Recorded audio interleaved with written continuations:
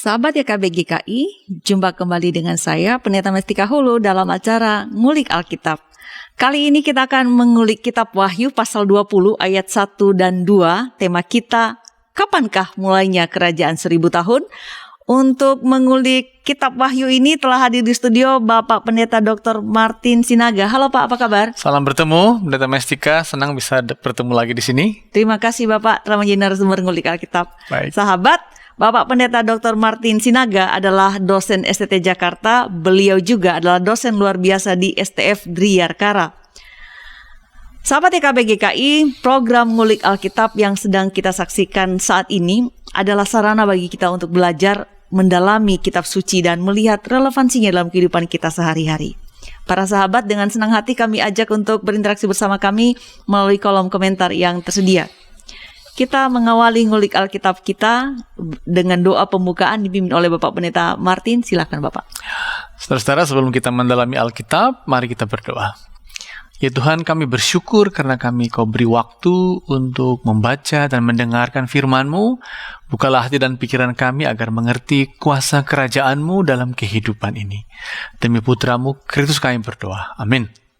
Amin. Sahabat, saya akan membaca Wahyu pasal 20 ayat 1 dan 2 dari sini di studio, dan para sahabat dengan Alkitab masing-masing. Wahyu pasal 20 ayat 1 dan 2.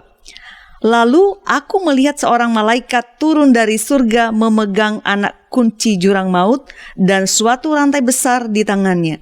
Ia menangkap naga, si ular tua itu, yaitu iblis dan Satan, dan ia mengikatnya 1000 tahun lamanya. Baik, langsung ke Pak Pendeta nih. Pak, kitab Wahyu. Kitab ini menarik. Kenapa menarik? Menurut saya paling enggak karena banyak sekali simbol-simbol digunakan di sana. Dan tampaknya sering juga dikutip ketika orang melihat hal-hal yang atau fenomena yang terjadi yang tidak umum begitu, atau sesuatu yang berkaitan dengan akhir zaman. Jadi ketika kita ngulik Alkitab kali ini, mengapa kita perlu bicara tentang kitab Wahyu ini? Dan kita mulai dari mana, Pak? Nah itu, kalau kita membaca kitab Wahyu, tadi 2 ayat yang sudah dibaca Mestika, tiba-tiba kita langsung membaca nats yang mengejutkan tentang naga, ular tua, Satan, lalu ada jurang maut, diikat, lalu ada 1000 tahun. Dan kalau begitu kita tidak bisa segera tahu makna teksnya kalau kita langsung membaca teksnya. Dan kalau kita juga baca di sana-sini, ungkapannya juga macam-macam. Ada 7 kaki dian, ada naga. Untung tidak si naga ini, jadi kita nggak terlibat gitu ya. Lalu ada gulungan-gulungan kitab, lalu ada segala macam istilah-istilah yang membuat kita harus membaca dulu secara menyeluruh. Jadi katanya teknik membaca Alkitab, model kitab Wahyu ini ialah seperti kita melihat hutan, ya. Kenali dulu hutannya, ini jenis hutan apa, baru kita melihat pohon-pohonnya. Dengan kita melihat hutan, kita mengerti pohonnya, juga sebaliknya dengan melihat pohon-pohonnya, kita berkesimpulan, oh ini hutannya tertentu. Dan rupanya menurut para ahli yang telah lama bergiat ya, ini rupanya tentang, atau istilah populer sekarang, genre kitab yang disebut apokaliptik.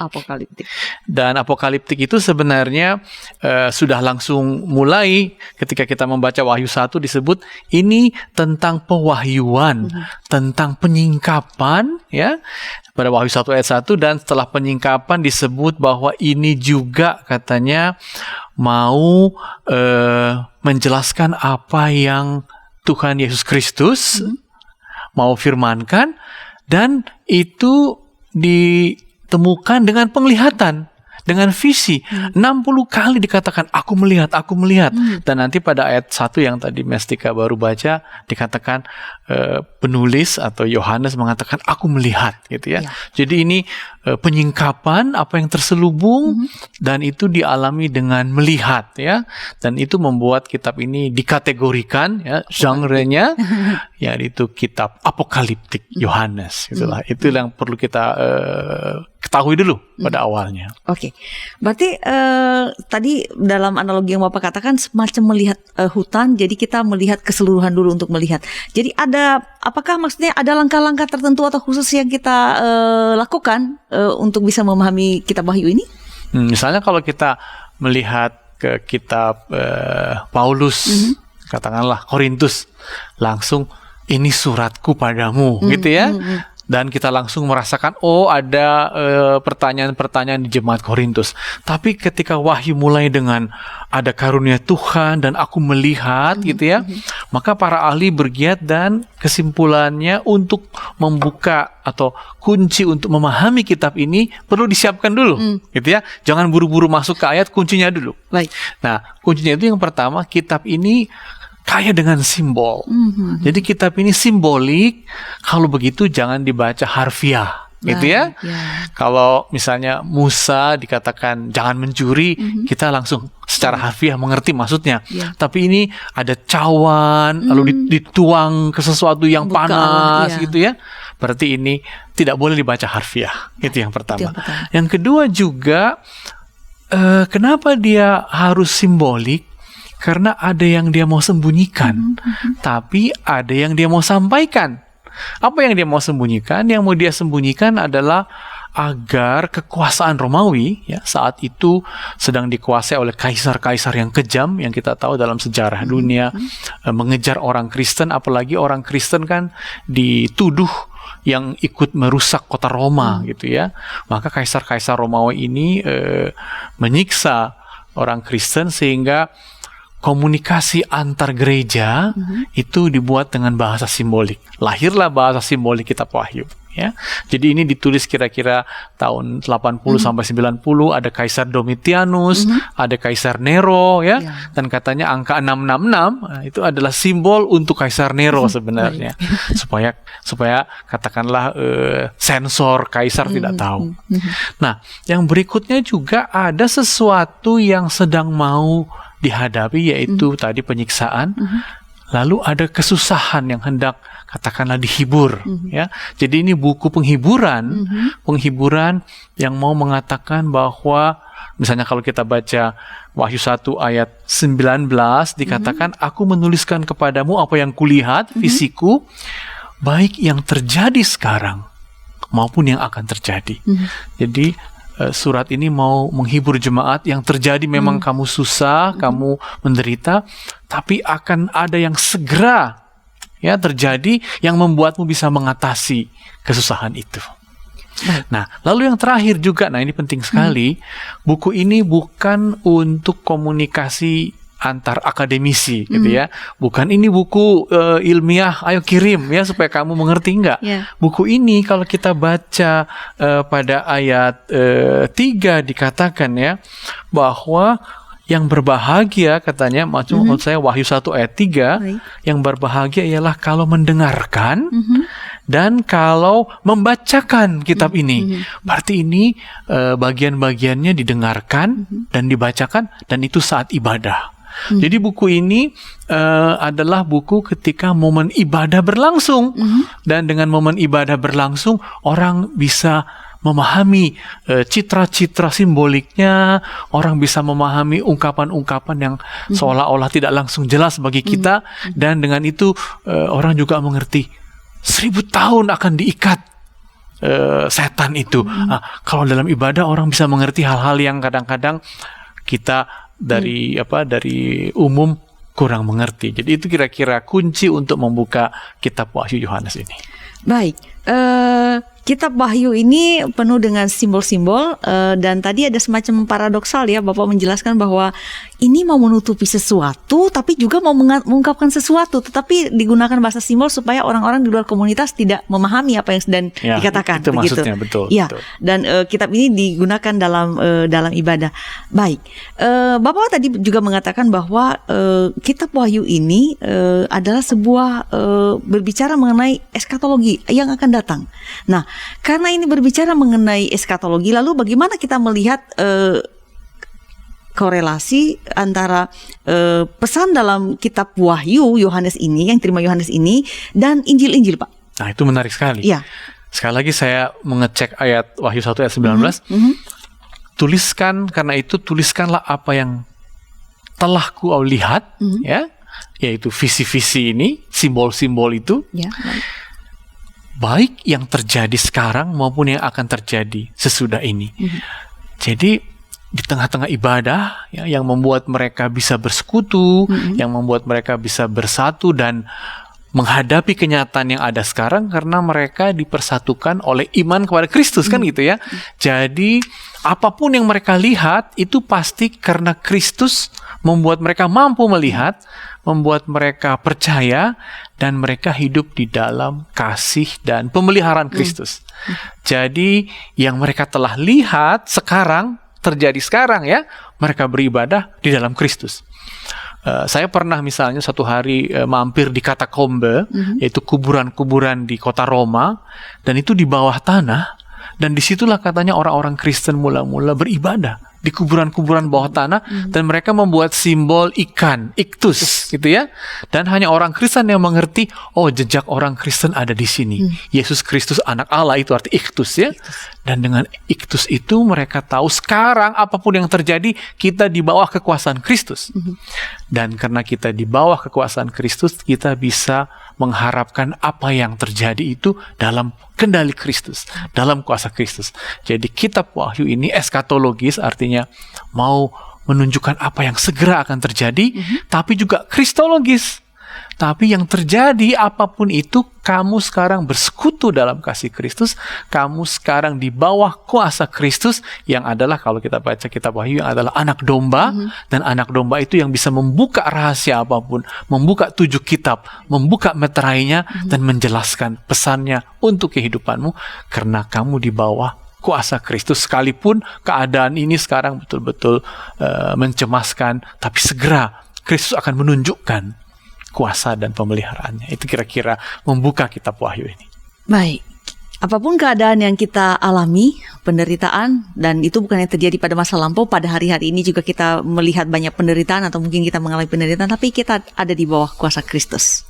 Itu mengantarkan kita mengakhiri segmen pertama ini. Kita lanjutkan ulikan kita setelah pesan-pesan berikut ini.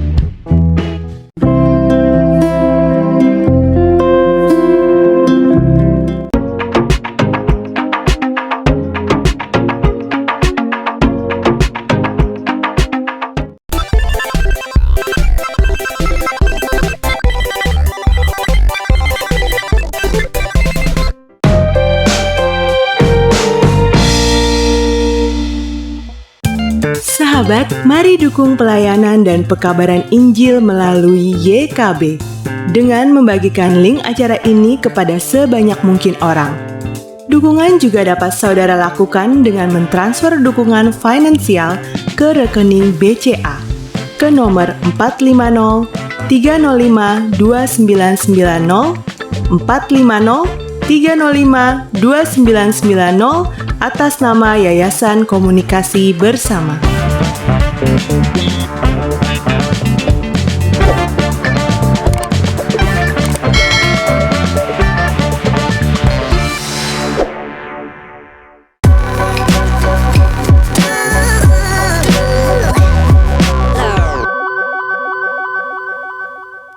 Terima kasih sahabat, masih setia bersama kami di Ngulik Alkitab. Saya Pendeta Mestika Hulu dan narasumber kita Bapak Pendeta Dr. Martin Sinaga. Saat ini kita mengulik kitab Wahyu pasal 20 ayat 1 dan 2. Tema kita, kapankah mulainya kerajaan 1000 tahun? Silakan para sahabat jika ingin berinteraksi bersama kami di kolom komentar yang tersedia.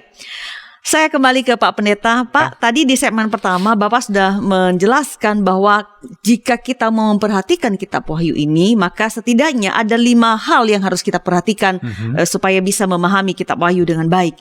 Pertama, bahwa buku atau kitab Wahyu ini simbolik, berisikan hal-hal yang simbolis, bukan harfiah. Jadi jangan kalau bicara mengenai naga, berarti tidak otomatis itu bicara tentang naga pada dirinya sendiri, begitu.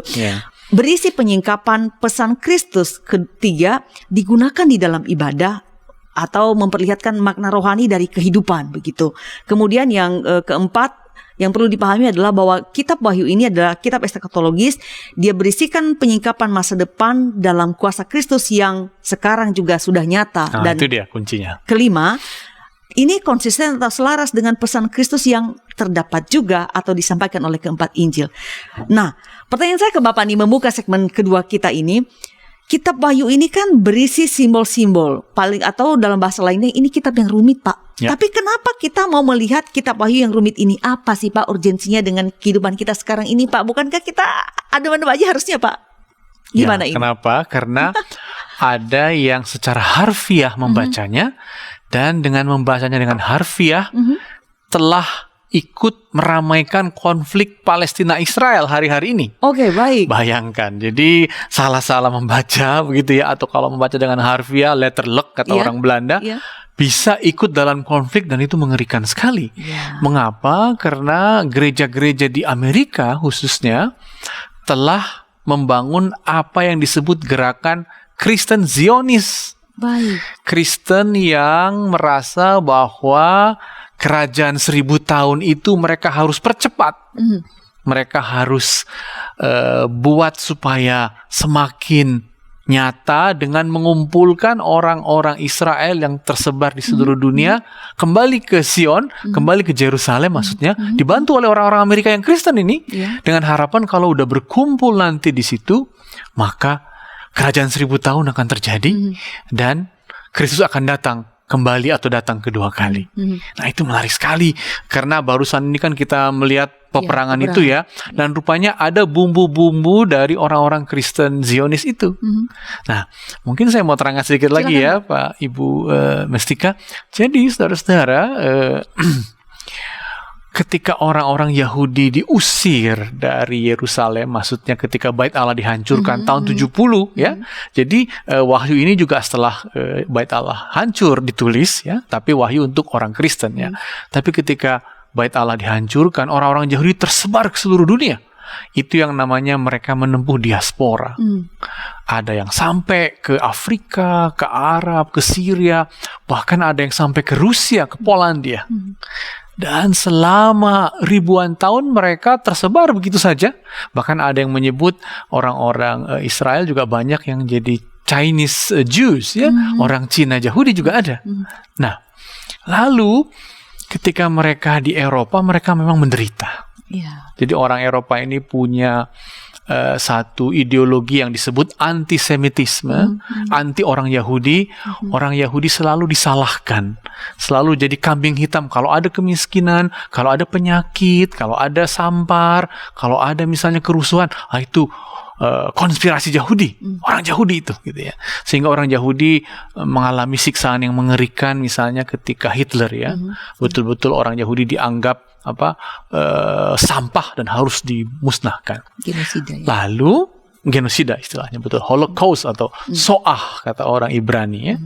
Lalu ada orang yang bernama Theodor Herzl ya, pada akhir abad 18 berkumpul di Basel di Swiss, dan disitulah dicanangkan apa yang disebut ideologi Zionisme.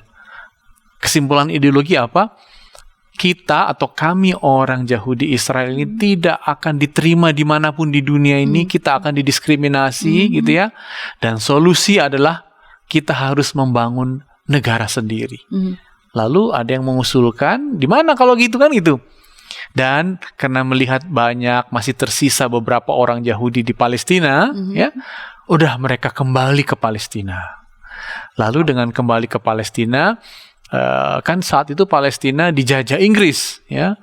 Lalu Perdana Menteri atau maksudnya Menteri Luar Negeri Inggris bernama Balfour ya, didekati, dan Balfour menjanjikan, oke, aku beri kau tanah di situ. Kumpulkanlah orang Yahudi. Mereka kumpul tahun 48, dinaikkan bendera Daud. Dan kembalilah, namanya Aliyah, kembalilah ribuan sebenarnya. Lalu PBB pusing menghadapi, akhirnya dibagilah tanah itu. Nah, orang-orang Arab dan orang-orang Palestina marah kan? Kami sudah ribuan tahun di sini, tiba-tiba ada kamu dengan kekuasaanmu dan seenaknya PBB memberi garis batas. Terjadilah clash. Nah, dengan terjadinya clash itu, tiba-tiba, nah ini yang menarik sekali, ada orang-orang Amerika yang berdoa bahwa kalau kembali orang-orang Yahudi itu ke tanah Kanaan atau tanah Palestina, maka kembalinya mereka itu akan menjadi awal kerajaan 1000 tahun yang kita baca tadi. Gitu ya. Dan luar biasa apa yang mereka lakukan, Mestika. Ini kadang-kadang di luar akal, kadang-kadang mereka mendirikan Christian Embassy. Ya, pendetanya misalnya Jerry Falwell atau Pat Robertson itu ya, gereja-gereja namanya American Evangelical, mereka mendirikan Christian Embassy, kedutaan Kristen, kedutaan besar Kristen di Yerusalem. Tugasnya apa?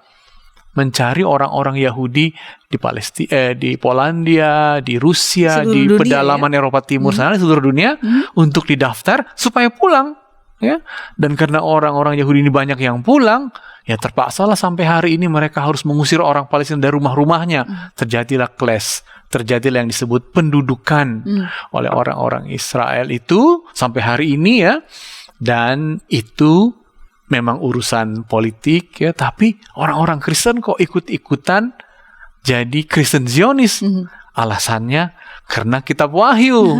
Wahyu 20. Jadi dari jauh ya, tiba-tiba Wahyu 20 dibaca lagi. Nah, itu dia. Baik. Pak, konflik Palestina yang kita saksikan belakangan ini dan bersyukur sudah ada gencatan senjata untuk waktu yang semoga lama. Dan Netanyahu, Perdana Menteri yang menyuruh ngebom itu akan diganti. Akan diganti ya. Semoga ini perjanjian damai ini akan berlangsung lama begitu, sehingga kita semua juga keadaan menjadi lebih tenang. Nah, konflik Israel Palestina ini menjadi salah satu konteks kita membicarakan kitab Wahyu ini. Dan tadi juga dalam penjelasan Bapak bahwa ketika membicarakan kitab Wahyu ini juga kemudian melihat sedikit atau sekilas sejarah munculnya ideologi Zionisme. Nah, Bapak menyebut tentang Kristen Zionis juga. Nah, bagaimana ini Pak? Barangkali bisa Bapak menjelaskan lebih dalam begitu. Bagaimana ideologi Zionisme yang lahir karena ada orang-orang mengatakan dimanapun kita berada, kalau kita nggak akan diterima, kita mesti ngumpul supaya ya kalau kebersamaan orang-orang yang takut kalau sama-sama pasti berani Pak. Nah, itu penting sekali. Mereka itu orang-orang yang takut sampai sekarang. Orang-orang Israel itu nonton bioskop, jalan-jalan ke taman, bawa senjata lengkap. Betapa mereka takut sebenarnya. Nah, bagaimana ideologi Zionisme ini kemudian berkaitan dan bahkan melahirkan Kristen Zionis ini, dan kemudian juga berkaitan dengan kitab Wahyu. Barangkali ini perlu Bapak jelaskan lebih. Itu dia teka-tekinya. Dan saya juga bertanya, kok bisa-bisanya ya orang-orang Kristen di Amerika ya. Mungkin alasannya memang harus diperdalam. Memang saat itu mulai di Inggris sebenarnya ya, akhir abad 19. Seorang pendeta bernama Darby, dia berkumpul, punya perkumpulan, lalu kan orang Inggris banyak yang ke Amerika mengirim misionarisnya, dan dia memberi skema bahwa kitab Wahyu ini, karena tadi dibaca harfiah, adalah kitab yang juga punya skema-skema menuju akhir zaman. Kan gitu ya? Nah, skemanya yang paling penting memang ada kerajaan 1000 tahun. Tapi dia juga seperti kita hari ini bertanya, kapan itu? Darby dan kawan-kawannya dan orang Amerika menjawab, ini cara menjawabnya. Pakai skema ya Pak? Pakai skema. Skema itu mereka sebut dispensasionalisme premilenial. Wah, panjang sekali istilahnya ya. Istilahnya tambah keren ya Pak? Tambah keren. Dispensasionalisme. Rupanya di ini banyak juga bukunya diterjemahkan ke dalam bahasa Indonesia, ya, dibaca juga oleh banyak orang Indonesia, buku dispensasi itu. Aneh ya dispensasi. Jadi menurut dia, Tuhan itu sebenarnya karena dia membaca surat Timotius kata yang diterjemahkan bagilah anugerah Tuhan itu, dia membagi. Jadi ada anugerah sebelum Adam, ada anugerah waktu zaman Alkitab, lalu ada anugerah waktu zaman Kristus gitu ya. Lalu ada satu masa yang berat kan, seperti dalam kitab Wahyu kan ada juga perang di Megiddo, Armageddon kan itu ya. Nah, pada masa ini dia mengatakan karena dalam perjanjian lama ada nubuatan bahwa bangsa-bangsa yang terbuang akan dikembalikan, dia menghubungkan. Jadi masa-masa sebelum masa kerajaan 1000 tahun adalah masa nubuatan perjanjian lama itu digenapi dengan kembalinya orang-orang Israel itu ke tanah Kanaan, sekarang tanah Palestina. Dengan digenapi itu, dengan banyaknya perang-perang, kan sekarang ada perang-perang ya. maka itulah saatnya Kristus akan datang. Dalam arti apa? Kerajaan 1000 tahun akan datang, dan kalau kerajaan 1000 akan datang, maka iblis akan dilepas, lalu Kristus akan datang kedua kalinya dan selesailah semua. Jadi itu satu keyakinan yang mau membuat pembagian, memberi timeline kiamat gitulah ya, atau kedatangan Kristus kedua kali. Dan dengan demikian salah satu yang penting adalah orang Israel kita harus dukung, harus pulang semua. Harus pulang. Makanya pendeta seperti Jerry Falwell dari gerakan Injili Amerika, mereka menulis surat dulu kepada George Bush supaya jangan menekan Israel. Ada jutaan email masuk ke istana Gedung Putih supaya jangan kamu tekan Israel ketika mereka mengusir orang-orang Palestina, sebab perlu diusir agar orang-orang Israel seluruh dunia pulang gitu loh. Baik. Jadi itu kombinasi teologinya, dan sekali lagi membaca kitab Wahyu 20 agar kerajaan 1000 tahun terjadi. Pulang dulu ini orang-orang Yahudi ke tanah sekarang ini. Baik, Pak. Tadi Bapak menjelaskan itu bahwa Kristen Zionis dan mereka ini beranggapan bahwa kepulangan orang-orang Israel ini kembali ke Palestina atau ke tanah perjanjian yang mereka percaya seperti itu mempercepat, merupakan tanda, dan bahkan itu menjadi satu upaya mempercepat datangnya akhir zaman. Nah, pertanyaan saya ke Bapak nih, bagaimana sih Pak melihat hubungan kepulangan Israel dari seluruh dunia itu, dari mana-mana itu, bahkan difasilitasi oleh Christian Embassy tadi itu, menjadi tanda atau bahkan bisa mempercepat datangnya akhir zaman? Nah, itulah keyakinan teologi disebut premilenial itu, bahwa mereka bertanya, kapan itu kerajaan 1000 tahun? Setelah kerajaan 1000 tahun, baru iblis dilepaskan ya. Baru setelah itu akhir zaman. Nah, kapan mereka menghubungkannya dengan nubuatan Yeskiel yang mengatakan akan dikembalikan, akan dikumpulkan lagi semua di situ. Nah, jadi mereka membuat semacam teologi kombinasi antara penggenapan Israel menurut Yeskiel dengan persiapan 1000 tahun itu. Jadi itulah cara dia memberi skema, dan itu membuat mereka mendukung kembalinya orang Israel. Dan memang orang Katolik kurang mengembangkan ini orang Protestan, karena orang Protestan melihat ini bagaimana orang-orang Yahudi yang sekarang ada gitu loh, gimana nasibnya. Karena orang-orang Eropa kan bertanya, yang sering disebut namanya Judenfrage ya, solusi orang Yahudi gimana. Nah, menurut kelompok Injili Amerika ini solusinya mereka pulang supaya kita juga punya solusi kerajaan 1000 tahun datang, kira-kira begitu. Win-win sebenarnya ini ya. Ya, dua-duanya win, walaupun ada orang Yahudi mengatakan, lalu nanti kalau kerajaan 1000 tahun datang, kami orang Yahudi ngapain ini? Hancur kami ya, gitu kan gitu. Nah, mungkin orang Kristen Zionis sebenarnya juga diam-diam berharap orang Yahudi ini akan masuk Kristen gitu ya, ketika nanti kerajaan 1000 tahun datang. Oke, Pak, saya ingin Bapak kalau Bapak berkenan untuk menjelaskan sedikit. Barusan Bapak mengatakan bahwa saudara-saudara kita yang Kristen Katolik dan justru tidak terlalu memberi perhatian pada ini, tetapi kita yang Protestan, Bapak dan saya Protestan, dan mungkin para pemirsa ngulik Alkitab juga Protestan begitu. Kenapa Protestan lebih care pada hal ini dibanding saudara-saudara kita Katolik? Ada alasan khusus nggak, Pak? Karena memang itu terutama perusahaan Inggris ya, karena mereka memang gerakan yang membebaskan orang. Karena dulu gereja Katolik dan orang-orang Eropa menempatkan orang Yahudi dalam ghetto-ghetto. Ya. Jadi baru setelah Perang Dunia, Paus mengunjungi ghetto Yahudi di Roma. Tidak jauh dari Vatikan, bayangkan. Selama 2000 tahun dia nggak pernah mengenal orang Yahudi. Jadi memang orang Yahudi itu dianggap digetokan aja gitu loh. Nah, ketika orang Protestan ini prinsipnya freedom, kebebasan kan ya, maka juga mereka melihat orang Yahudi ini juga perlu bebas gitu. Tapi kalau bebas, gimana ini nasibnya? Solusinya apa? Nah, yang Injili mengatakan solusinya untuk persiapan akhir zaman, perhiasan 1000 tahun itu. Ya. Baik. Kita lanjutkan ulikan kita mengenai kapan mulainya kerajaan 1000 tahun setelah pesan-pesan berikut ini.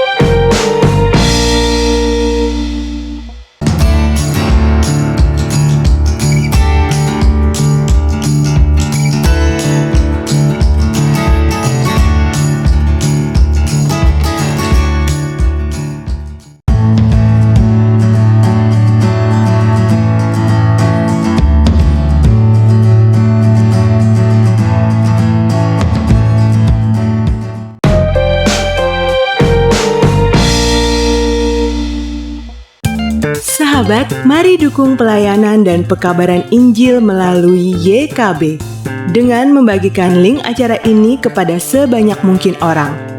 Dukungan juga dapat saudara lakukan dengan mentransfer dukungan finansial ke rekening BCA ke nomor 450 305 2990 450 305 2990 atas nama Yayasan Komunikasi Bersama.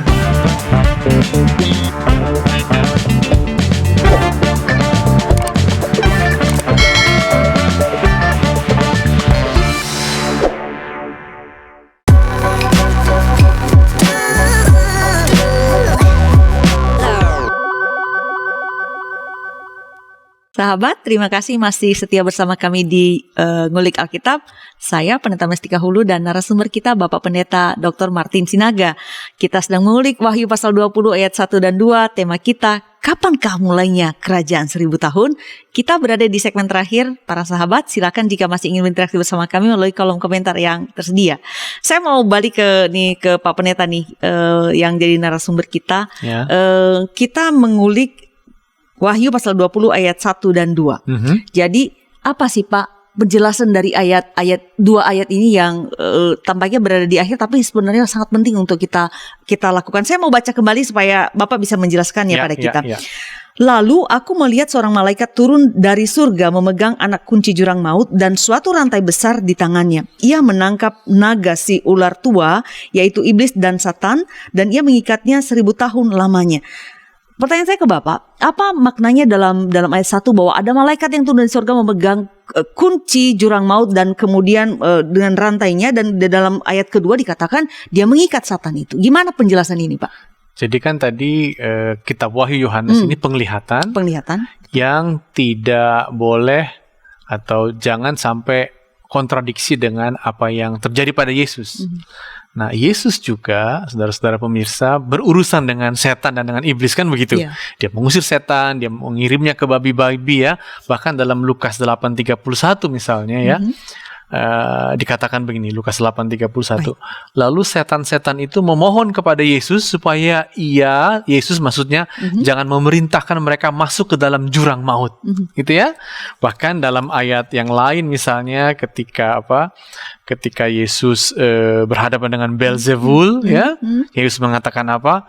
Jika aku mengusir setan dengan kuasa siapakah aku bisa mengusir setan dengan kuasa Roh Allah ya. Maka sesungguhnya kerajaan Allah sudah datang kepadamu. Iya.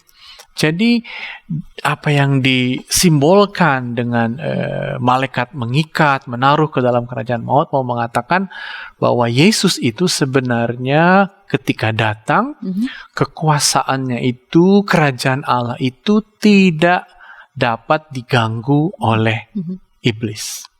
Jadi iblis telah diusir dari ruang lingkup kebersamaan kasih Allah yang dibawa oleh Kristus. Itulah pesan ayat pertama, mengapa ya, sekali lagi yang tadi udah dibaca itu ya, mengapa memang naga, ular tua, kalau ular tua katanya betul-betul sudah sudah senior gitu ya, sudah lama maksudnya. Jadi kejahatan yang negatif dari iblis yang sudah lama itu sekarang begitu kita dalam ibadah, begitu kita dalam persekutuan dengan Kristus, kekuasaan itu tidak bisa lagi menghancurkan apa yang dibawa Kristus. Ya. Jadi sekalipun banyak masalah, gitu, kira-kira ya, ketika ini dibacakan dan didengarkan, maka jemaat tahu iya, Tuhan kita mengalahkan dan mengusir roh-roh jahat, iblis, setan.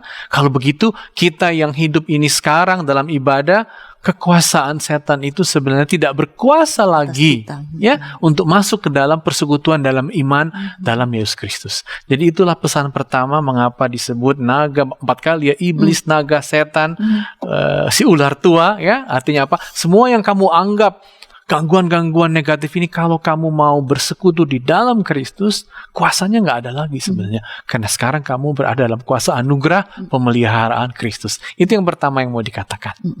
Baik. Itu tadi di ayat 1 ya Pak ya. Lalu tentang ayat 2 ini bahwa dia diikat 1000 tahun. Nah itu dia kuncinya. Maksudnya apa diikat 1000 tahun ya? Kapan mulai diikatnya? Oh kalau begitu kita bisa mengatakan, begitu kita bersekutu dalam Kristus, maka sebenarnya kuasa jahat itu sudah diikat di bawah sana, kan begitu? Sudah tidak efektif lagi memasuki hidup kita. Kalau begitu kerajaan 1000 tahun itu mulai begitu Kristus kuasanya berada bersama-sama kita, memelihara kita. Itu yang pertama kalau begitu. Ya. Jadi tidak perlu kita membuat semacam schedule atau tahapan-tahapan kerajaan 1000 tahun. Sebab apa? Sebab begitu kita di dalam Kristus, kuasanya nyata, maka kuasa yang jahat, si tua, si ular itu tidak lagi. Jadi kerajaan 1000 tahun telah mulai berlangsung. Nah satu lagi yang juga penting agar orang jangan salah paham, saudara-saudara, ketika disebut 1000 tahun, ya, itu maknanya simbolik. Itu bukan kode-kode yang kalau perlu dipecahkan, nggak simbolik, artinya apa?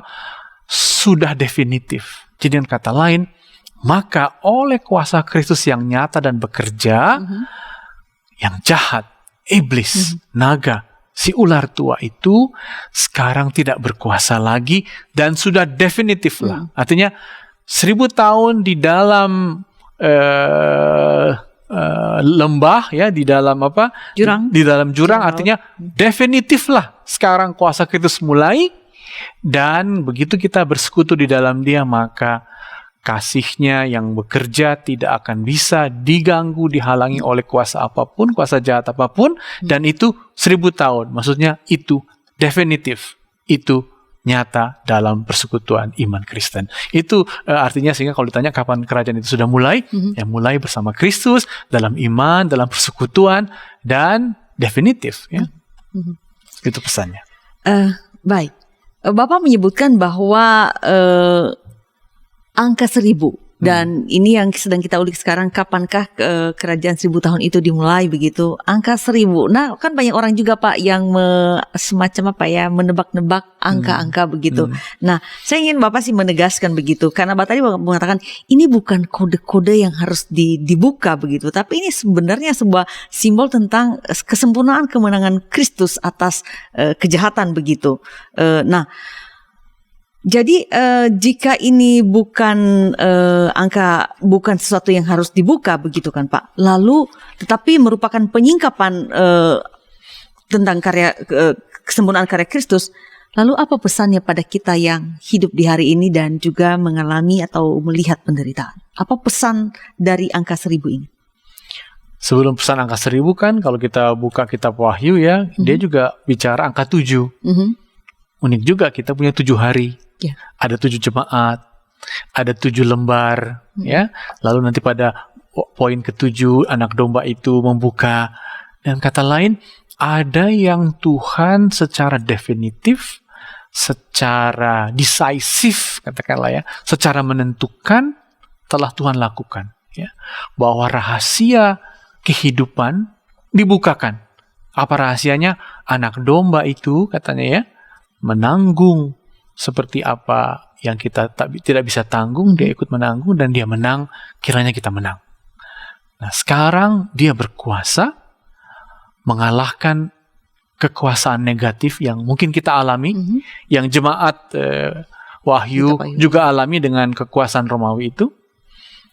Dengan 1000 tahun berarti Kristus secara definitif sudah menentukan kasihnya, mengawali, menentukan hidup, dan kuasa-kuasa yang dulu dibayangkan mengganggu tidak bisa masuk lagi, gitu ya. Dengan inilah kita akan melangsungkan hidup kita, walaupun nanti ya akan digenapi ketika Yerusalem baru turun, ketika Yesus datang untuk kedua kalinya, ketika akhir zaman tiba, semua akan digenapi. Makanya ada juga kisah pada ayat 3, iblis yang itu dilepas lagi ya.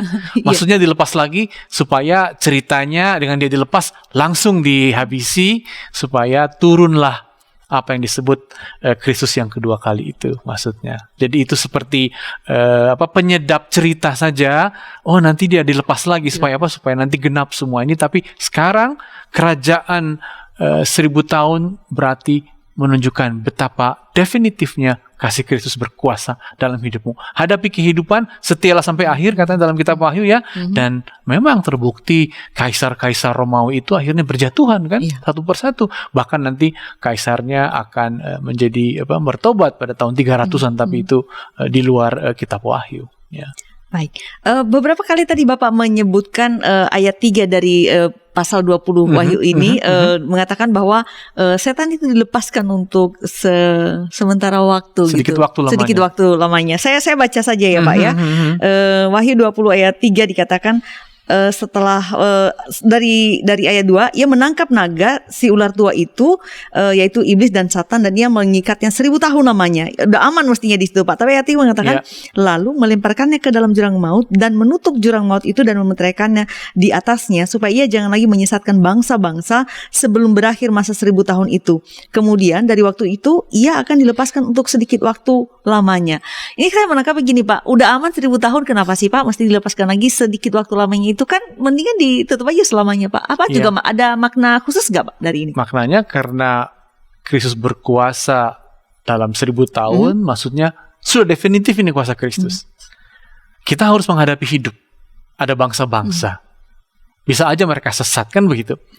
Jadi sementara dalam hidup orang Kristen definitif kuasa Kristus, orang Kristen masih harus menghadapi hari-hari. Kan itu ya. Tapi yang kita hadapi ini bukan jalan tanpa ujung. Ujungnya ada, yaitu Kristus datang kedua kali, Yerusalem baru turun. Makanya diperlukanlah satu ungkapan, iblis dilepas supaya nanti digenapkan dengan kedatangan yang kedua kali.